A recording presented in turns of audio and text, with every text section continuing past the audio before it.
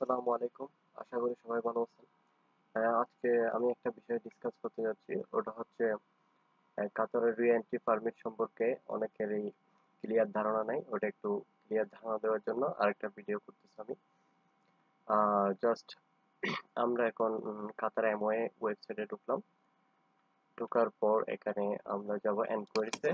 এনকোয়ারিজে গিয়ে এখানে আদার এনকোয়ারিজ গেলাম। এখানে এক্সিট অ্যান্ড এন্ট্রি পারমিটস ওটাতে গেলাম। এখানে দেখার পর এখানে একটা আছে প্রিন্ট এক্সেপশনাল রিটার্ন পারমিট, এখানে ক্লিক করলাম। এখানে ক্লিক করার পর আমরা আমাদের কিউআইডিটা দিব। তারপর এখানে expiry date, years, month, date, এখানে নাম্বারটা দিতে হবে। নাম্বারটা দিয়ে প্রিন্ট দিতে হবে। প্রিন্ট দেওয়ার পর কেউ যদি দেশ থেকে কাতার থেকে চলে যাওয়ার পর এখানে এরকম একটা প্রিন্ট আসবে, কপি আসবে। এটা যারা কিন্তু কাতার থেকে বের হবে তাদের আসবে, আর যারা কাতারে থাকবে তাদের আসবে না। ইমিগ্রেশন হওয়ার পর এটা কিন্তু অটোমেটিক প্রিন্ট হবে, অটো প্রিন্ট হবে। অনেকেরই ধারণা নেই যে এটা আবার আসার পর কি কি সমস্যা হতে পারে, কি কি লাগতে পারে, অনেকেরই ওটা সম্পর্কে ধারণা নেই। ওটা সম্পর্কে একটু বিস্তারিত আলোচনা করতেছি। এখানে পারমিটের কিন্তু ভ্যালিডেশন ডেট আছে, এটা একটু দেখে নিতে হবে। 6 মাসের জন্য এটা ভ্যালিডেশন ডেট করা আছে। তারপর এখানে কিন্তু এখানে যারা আবার ব্যাক করার সময় তাদেরকে কিন্তু যথারীতি আমাদের কোয়ারেন্টাইন আইন মেনে নিতে হবে।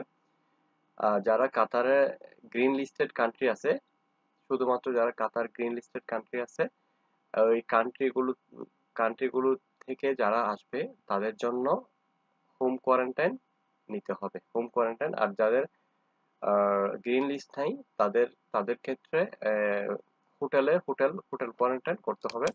আর কোন দেশ, আমি একটু দেখি কোন কোন দেশ এখানে আমরা দেখতে পারবো। কোভিড-19 এই যে দেশগুলো আছে, 26টা দেশ আছে।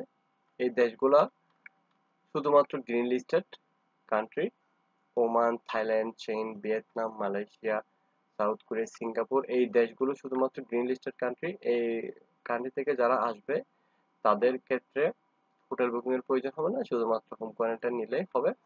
আর এই লিস্টের বাইরে যেসব দেশ আছে, কান্ট্রি আছে, ওইসব কান্ট্রির ক্ষেত্রে কিন্তু হোটেল বুকিং করে আসতে হবে। ওটা কিন্তু জরুরি। অনেকেই কিন্তু এই বিষয়টা জানে না, এটা একটু খেয়াল রাখতে হবে।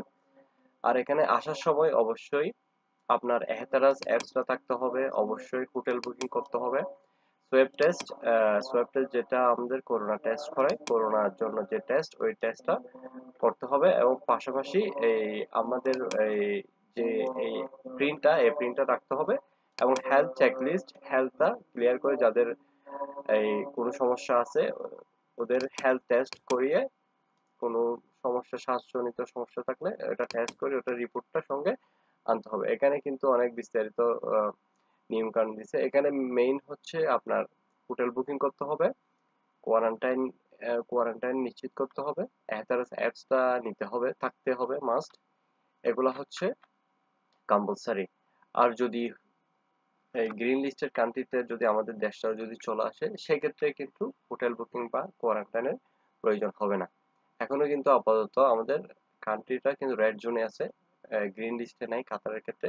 ওই জন্য একটু সতর্কতা থাকতে হবে।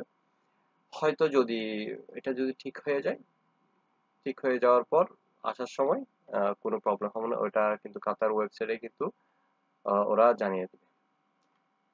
ধন্যবাদ সবাইকে এতক্ষণ ধরে আমার ভিডিওটা দেখার জন্য। সবাই ভালো থাকবেন, সুস্থ থাকবেন। আসসালামু আলাইকুম।